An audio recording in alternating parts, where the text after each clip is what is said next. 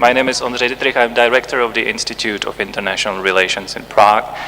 And it is my great pleasure to welcome you all on behalf of the Institute to this very important conference in Prague. And it's my equal pleasure to introduce my colleagues here at the panel. On my left-hand side, Deputy Foreign Minister of Foreign Affairs of the Czech Republic, Mr. Lukas Kaucky.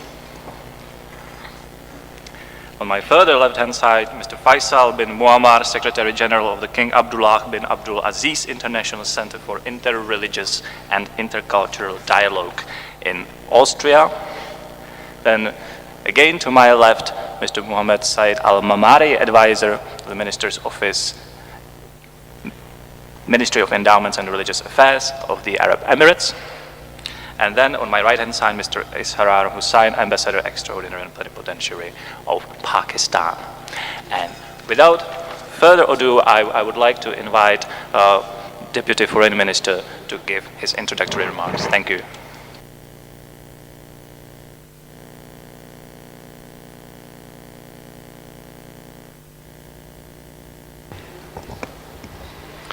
Excellencies, ladies and gentlemen, I'm delighted that I can open this conference on intercultural dialogue, which already has a tradition at the Foreign Ministry. I am pleased that we are working on this highly important topic together with the Organization of Islamic Cooperation, as well as the Institute for International Relations from Prague. And I am happy to welcome personally Secretary General Faisal bin Muaammar from the International Dialogue Center in Vienna. I was also glad to open the nice exhibition on Oman on my way here. And let me welcome the Omani Delegation. We should nurture our partnerships and keep them for future endeavors. In our understanding, culture comprises a wide range of social aspects and phenomena, including, of course, religion. Quite a huge aspect, I would say, that is why bringing in Islamic perspectives into today's debate is vital. Around the world, we are seeing instances of Islamophobia, as much as various other phobias, whether deriving directly from religions or not. Time is indeed ripe to advance the discourse of transforming and resolving intercultural and interreligious conflicts where they do or may occur. The Czech Republic nowadays belongs to the countries of the developed West, firmly anchored in European and transatlantic political and security structures. That doesn't mean that we are immune or protected from existing or potential conflicts. Therefore, we are determined to play a considerate but active role in maintaining needed security.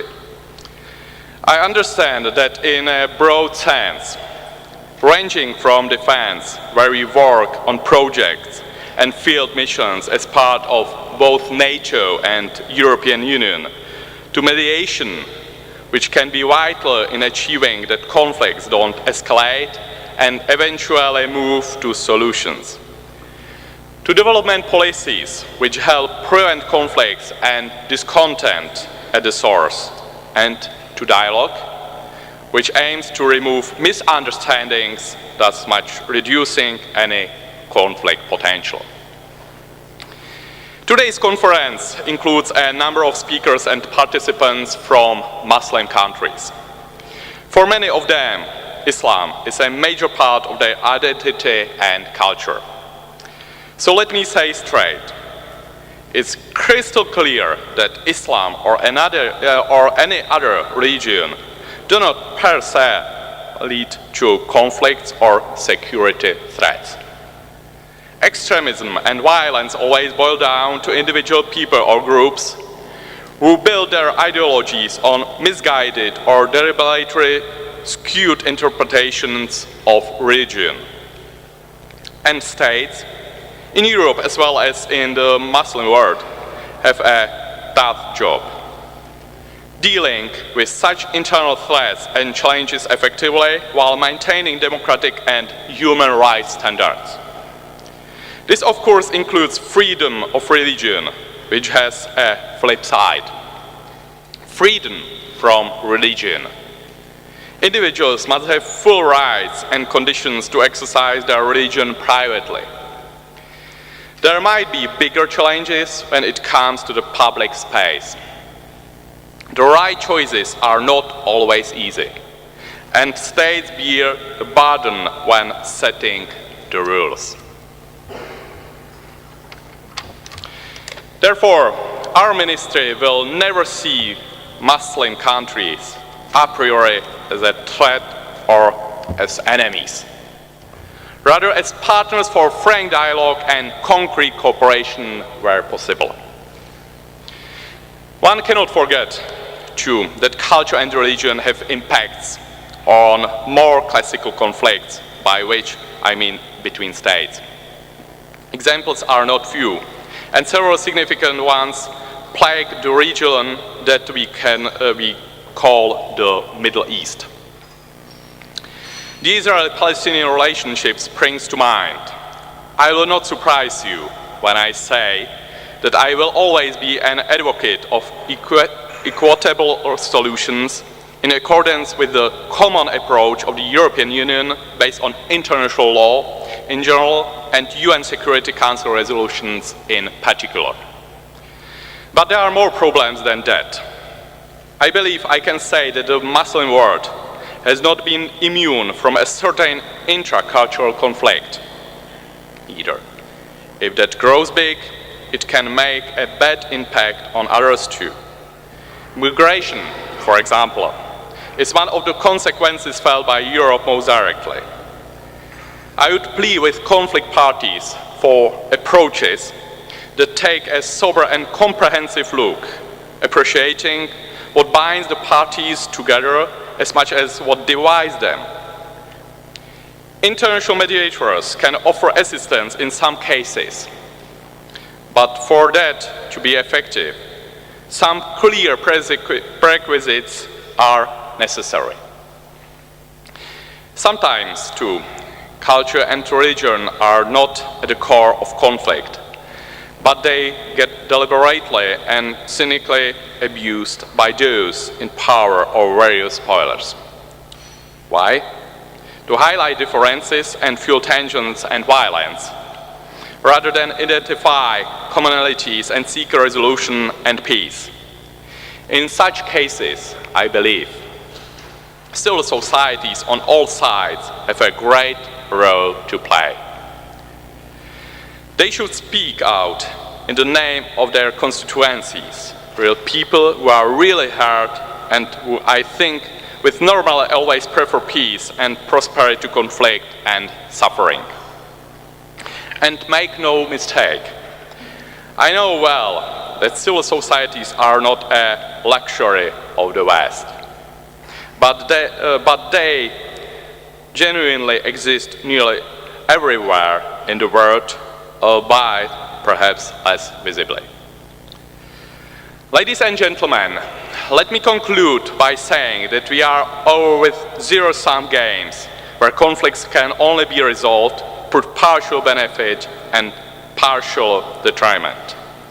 It has been shown over the past decades that peaceful solutions can benefit all.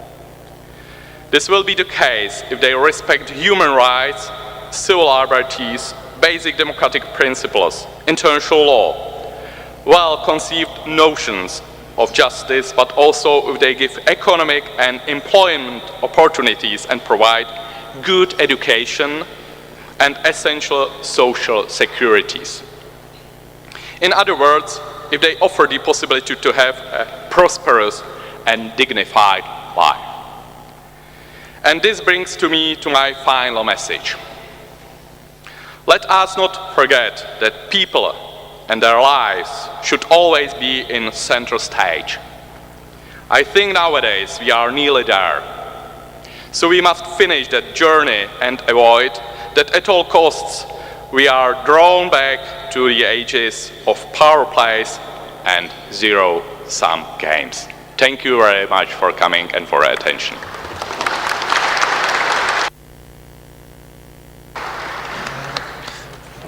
Thank you, Deputy Minister, for your kind words of introduction. Let me now invite to the speaker's stand Mr. Faisal bin Muaammar. Sir.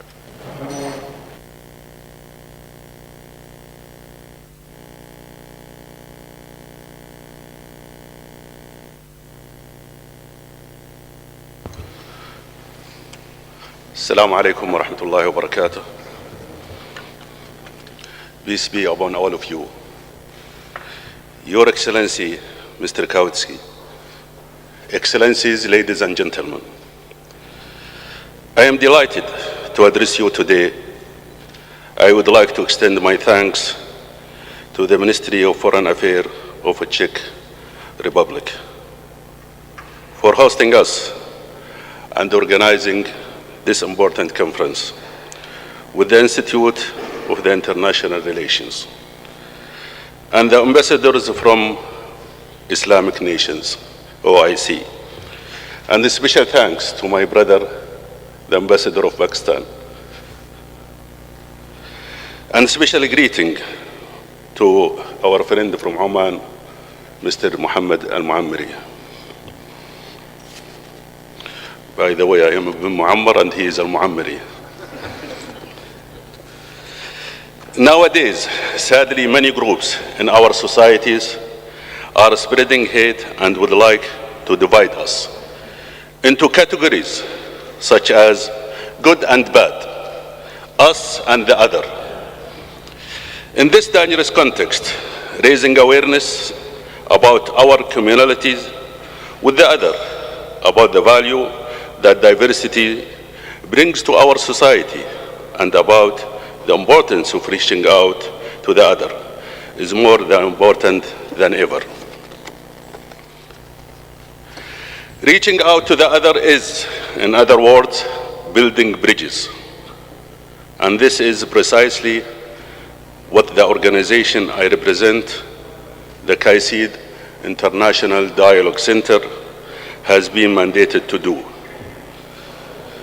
Please allow me to begin by introducing our center, founded by the Kingdom of Saudi Arabia, the Republic of Austria, the Kingdom of Spain, with the Holy See as a founding observer. Kayid is the world's first intergovernmental organization dedicated to fostering interreligious and intercultural dialogue. We are also the only intergovernmental organization with a multi-religious board of directors, composed of 9 eminent Muslim, Christian, Jewish, Buddhist, and Hindu religious leaders. We build bridges between religious communities, and we build bridges between religious leaders and policymakers to secure social cohesion and peaceful coexistence.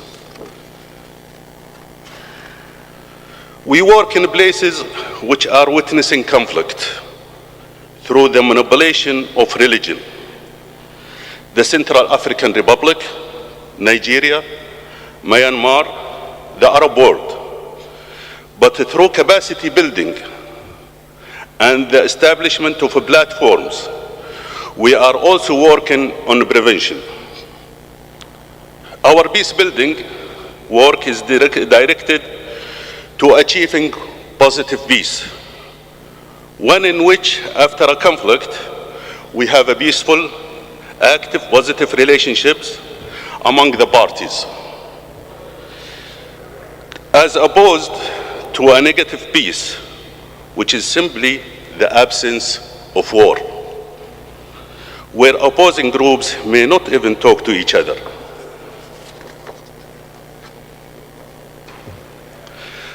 Our approach to conflict is based on the recognition that we all have differences, which we do not consider to be negative. However, these differences can often be manipulated, leading to conflict, and in turn, these conflicts end in violence, which can often escalate to war. In a post-war scenario, reconciliation is the key to sustainable peace. And the key to achieving constructive reconciliation lies in understanding and accepting differences. It is only when opposing parties acknowledge differences through dialogue that they can develop a common understanding on how to deal with these differences and prevent conflict. And when this fails, we witness tragedies, such as the recent deadly attack on Pittsburgh Tree of Life Synagogue, where 11 peaceful worshippers lost their lives at the hand of a killer who was unable to accept religious differences. His social media posts showed how he was poisoned by both anti-Semitism and Islamophobia. And in the latest tragedy,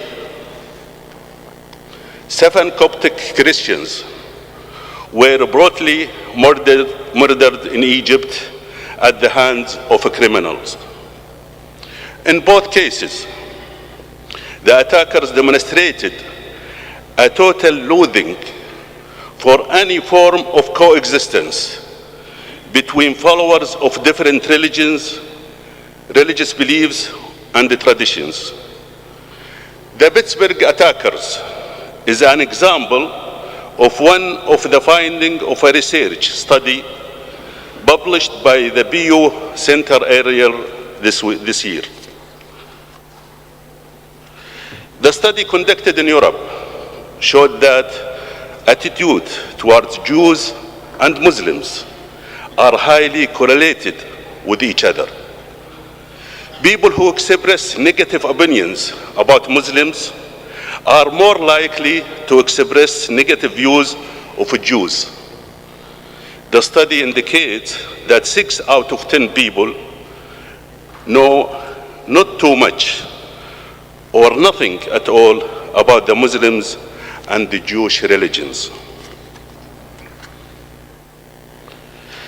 The attack in Egypt, on the other hand, demonstrates the continued misuse of religion by extremist criminals who seek to destroy peaceful coexistence in nations where diverse religious communities have lived in peace for over 1,000 years. It is this lack of knowledge and intolerance that can lead to building walls of fear, prejudice, and misunderstanding, something that dialogue can counteract. Dialogue does not only work in areas where there is active conflict. In fact, by the time war has broken out, it is usually too late.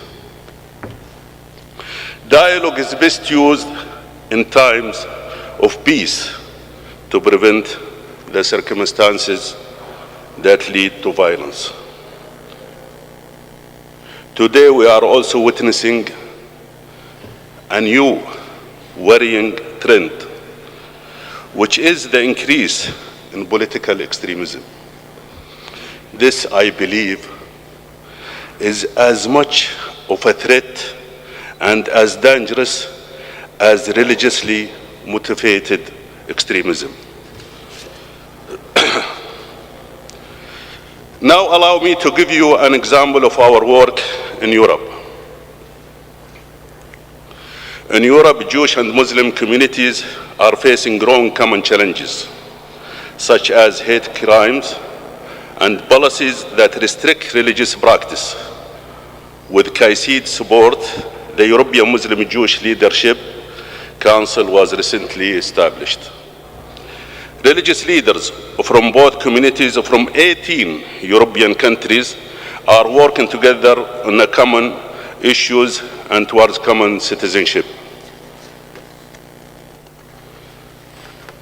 Working with rabbis and imams, we are supporting these communities and building bridges between them while reinforcing the message of equal citizenship, respect for diversity, and the shared rights of religious groups in Europe.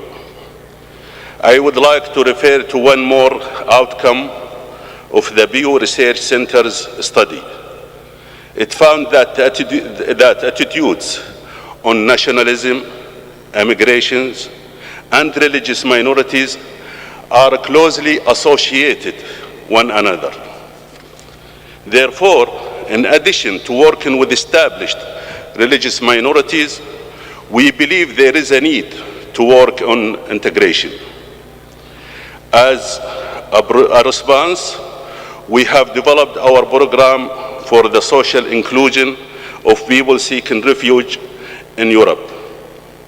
We are also establishing a network of European organizations working on the integration of refugees through intercultural and interreligious dialogue. We have seen how FBOs, faith-based organizations, are on the front line of the effort to integrate people seeking refuge, and they can multiply their impact through joint actions and learning from each other's experience.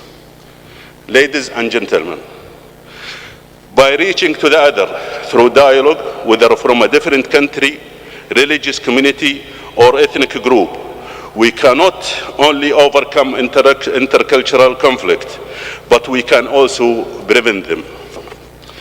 Dialogue is a cost-free and very active means for building social cohesion and understanding, and is antidote against extremism and exclusions.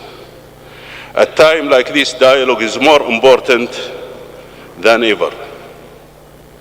I encourage you to experience the power of dialogue by engaging yourselves in open and honest dialogue with the other, and by incorporating dialogue in your work and in your community.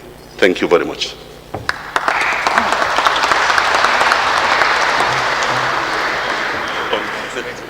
Thank you very much, Mr. bin Muaammar, for your words of introduction and insight into the operation of your center. Now, Mr. Al-Mamari, may I invite you to deliver your introductory words, so, as you wish.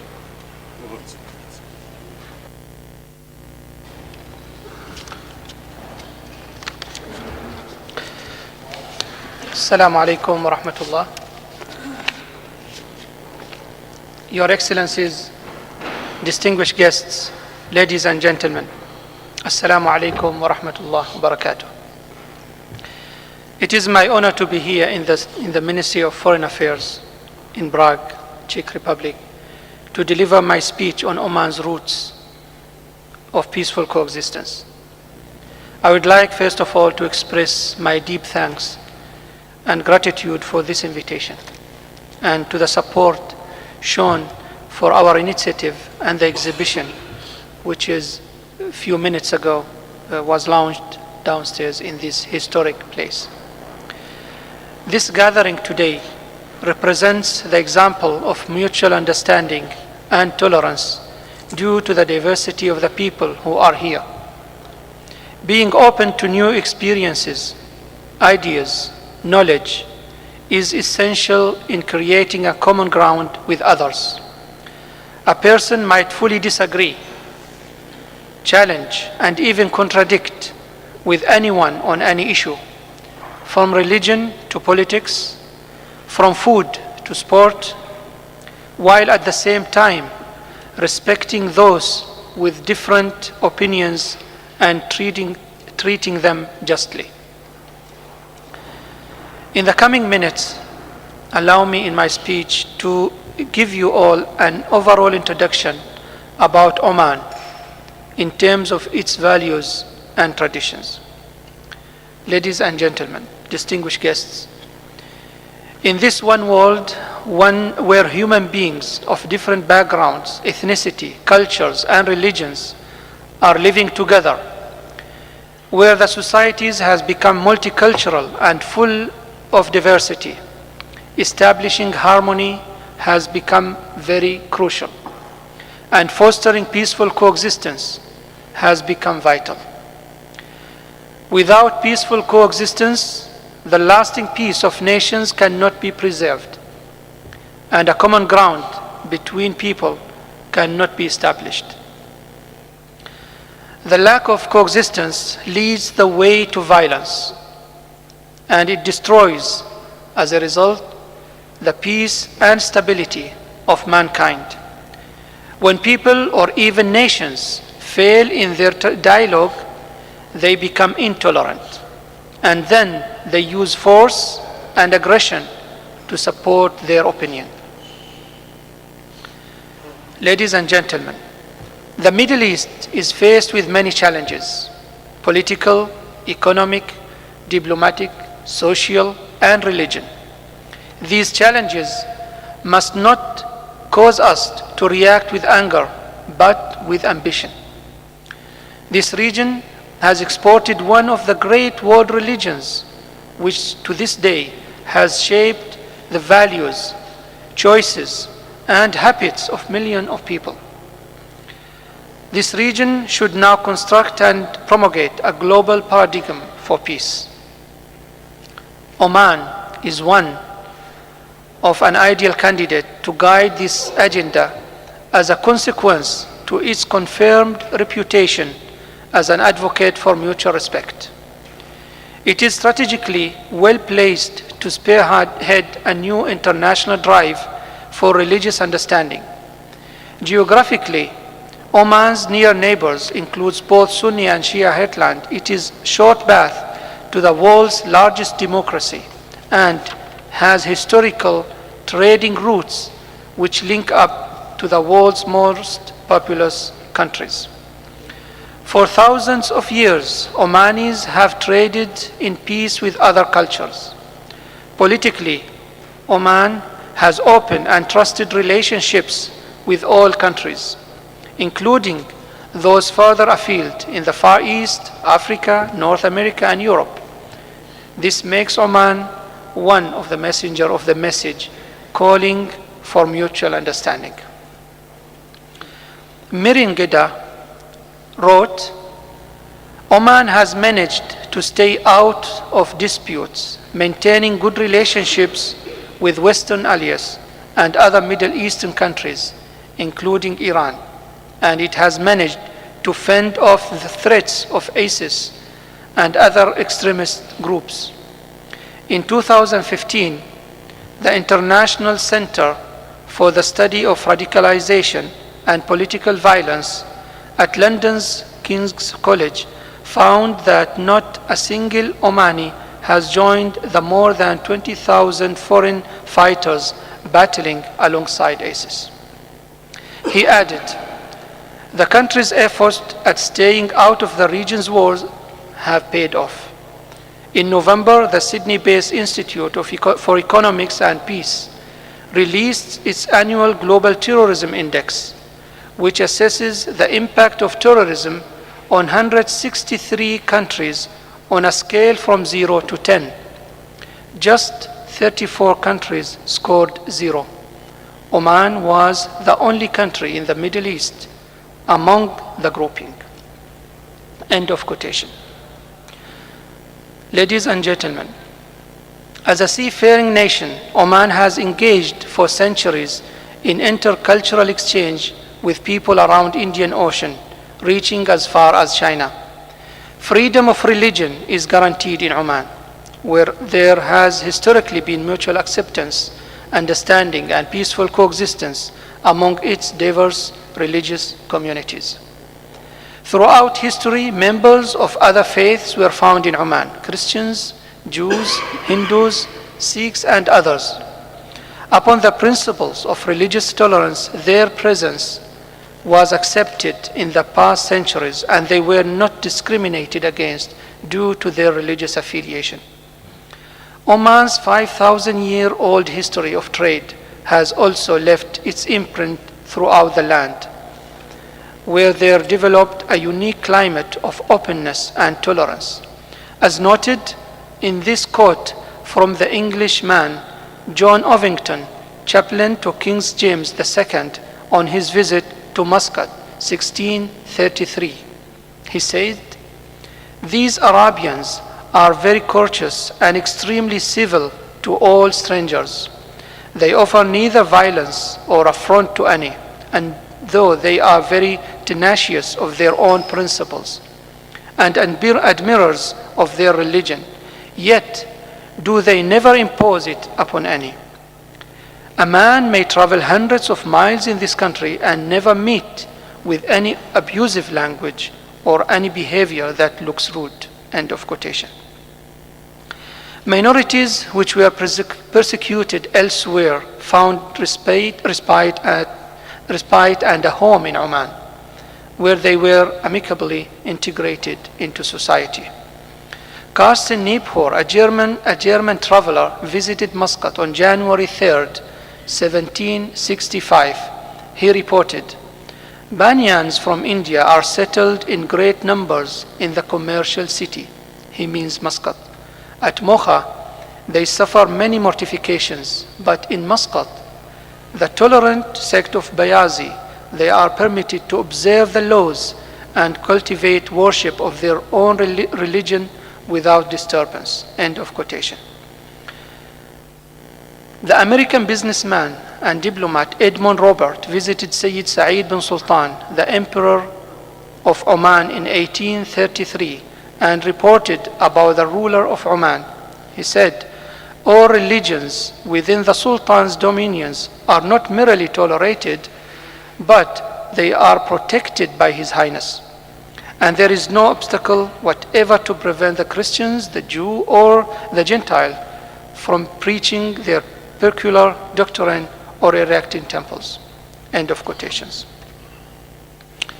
Ladies and gentlemen, historically and religiously, the year 629 was a key date for the Omanis.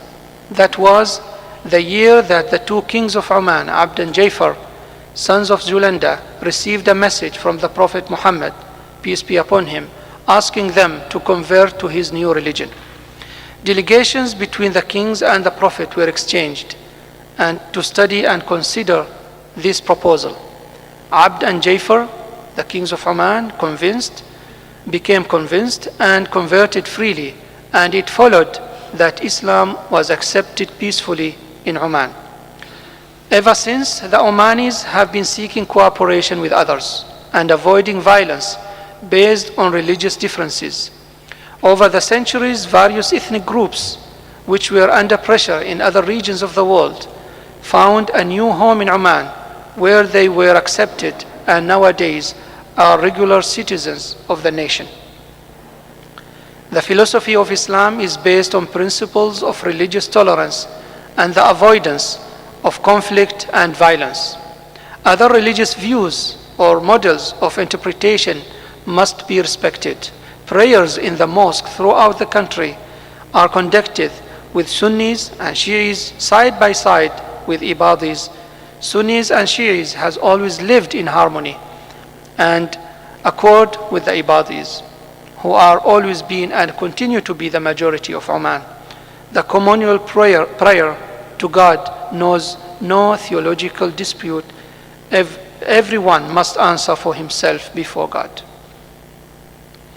Ladies and gentlemen, I would like to conclude my speech. There is nothing better than to spread messages of goodwill to all people. It is our strong belief that peace and stability can only be realized today in any society through dialogue and understanding.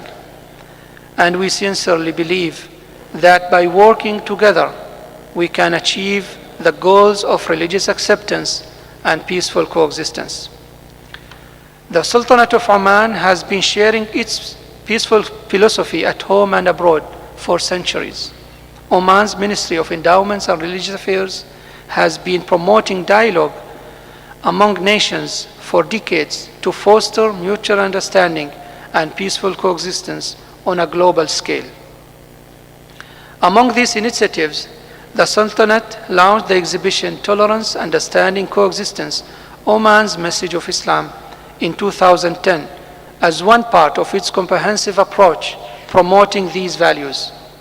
This was not a public relation campaign, nor simply out of the goodness of their heart, but as a continuation of Oman's long-standing tradition of conducting dialogue and commerce with diverse communities and cultures.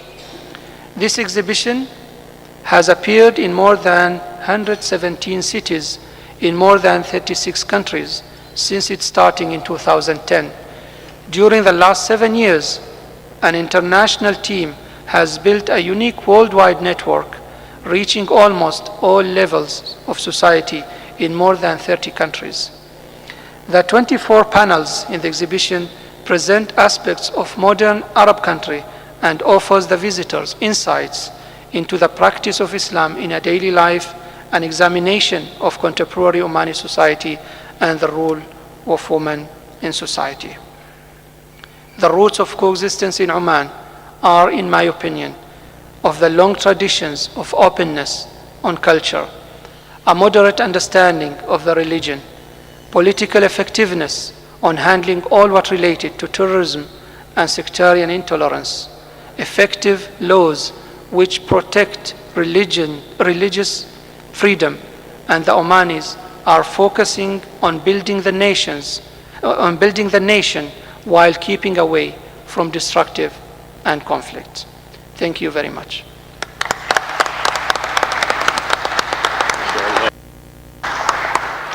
Thank you, sir, for your introduction and also for introducing the exhibition that just opened downstairs and may certainly be recommended to everyone to visit.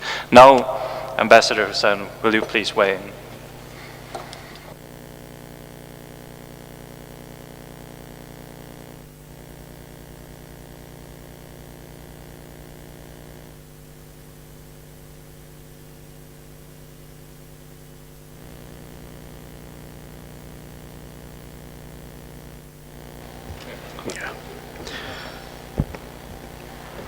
And my dear brother, Mr. Faisal bin Muaammar, worthy Secretary General of Kayid, Mr. Muhammad Saad Al-Amari, Advisor, Minister's Office, Ministry of Endowments and Religious Affairs of Oman,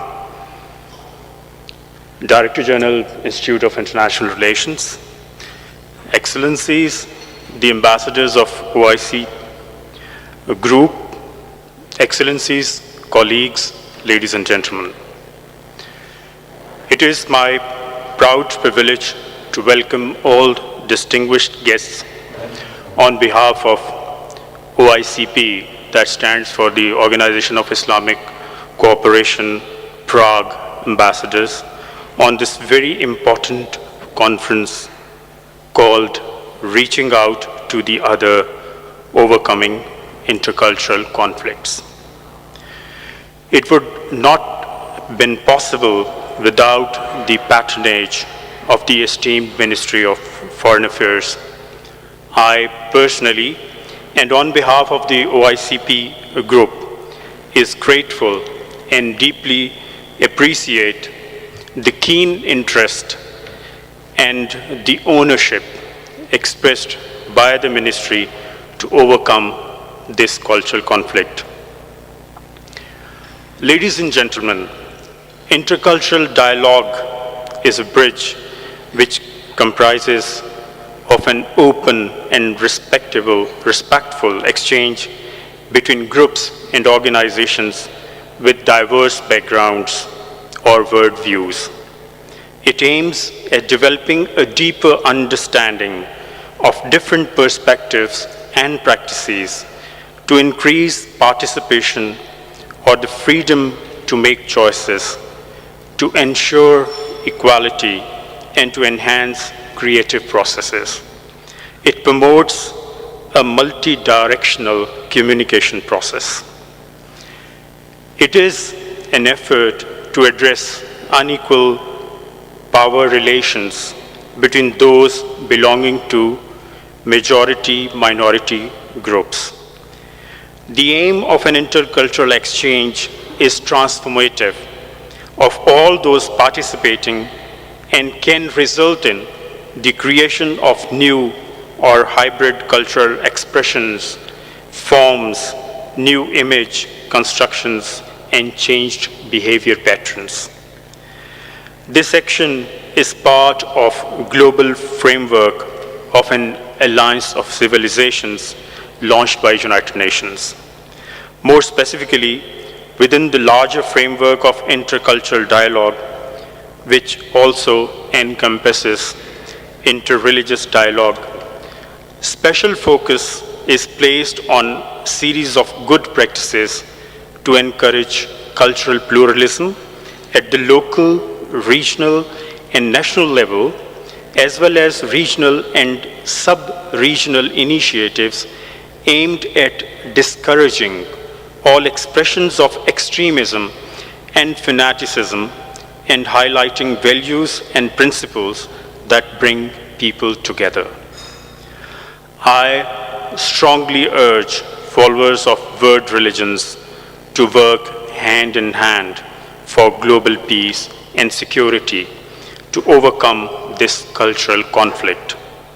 The major world religion should respect religious sensitivities of each other and embrace each other for achieving a lasting peace globally by jointly taking on the menace of global terrorism.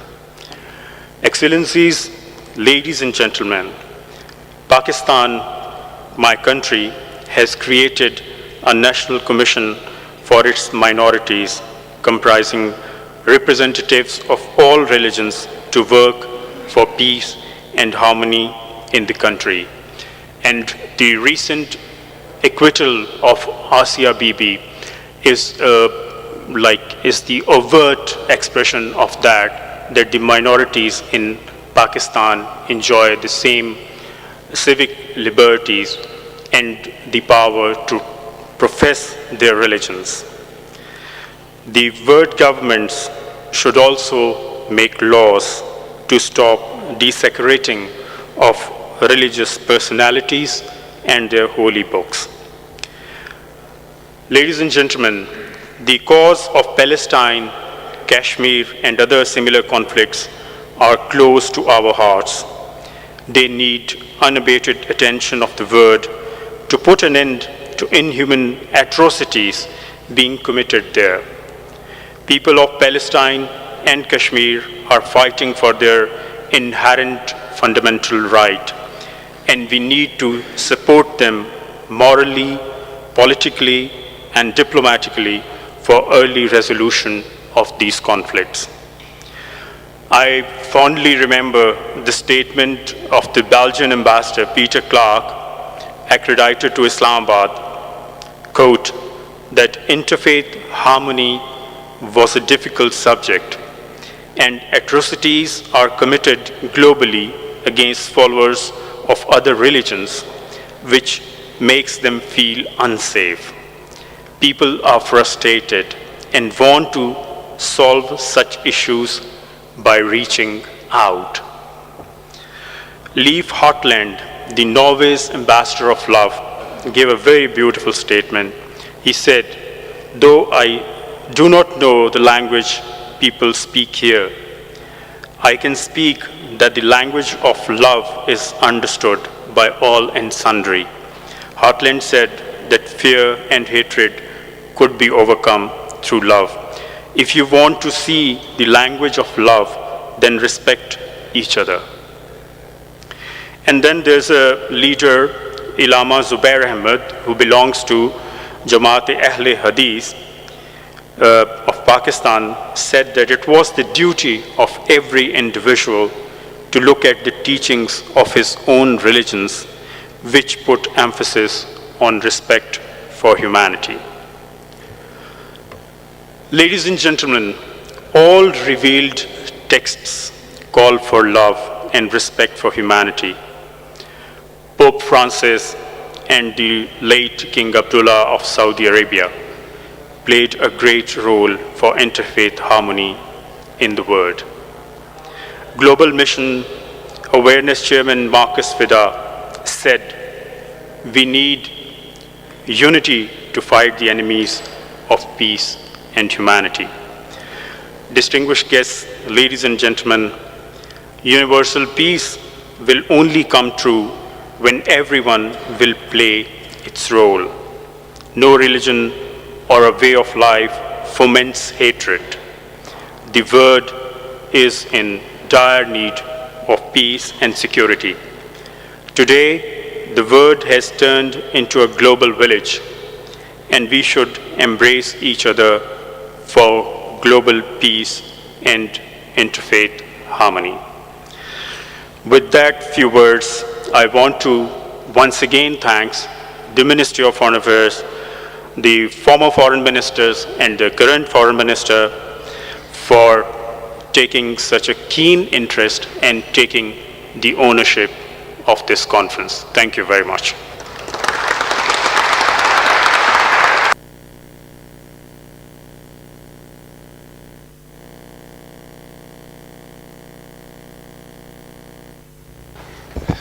Thank you, Ambassador.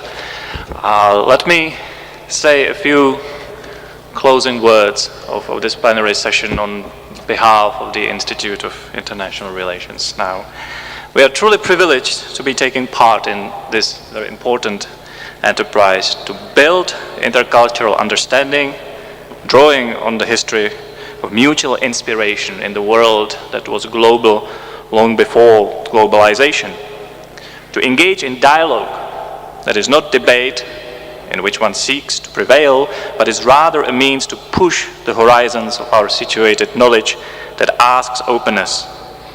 And so, as was said before, to build bridges rather than walls remains one of the key challenges of our time.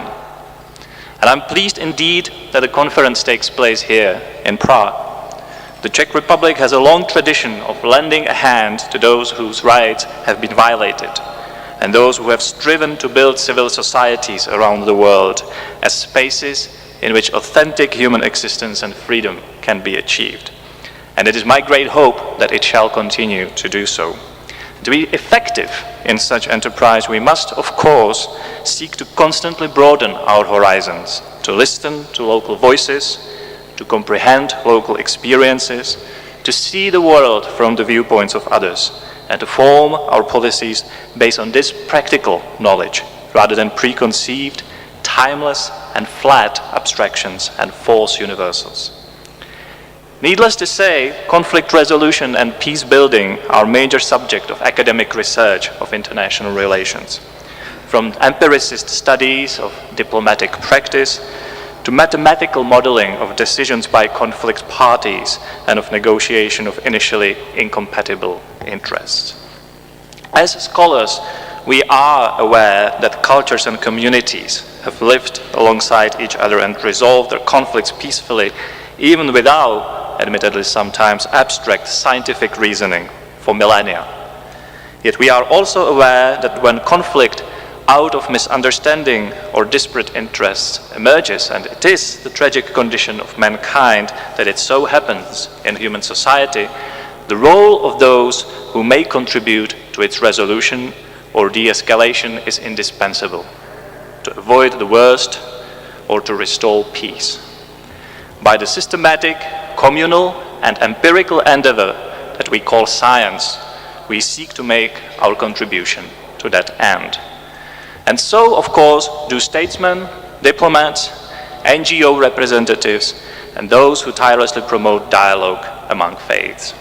I sincerely wish that with this conference, we are, as of now, opening a space for all to whom overcoming intercultural conflict is of concern, to share their experience, inspire one another, and contribute to the dissemination of a shared culture of dialogue. A culture that is vital to transcend intercultural conflicts and all others. Thank you very much.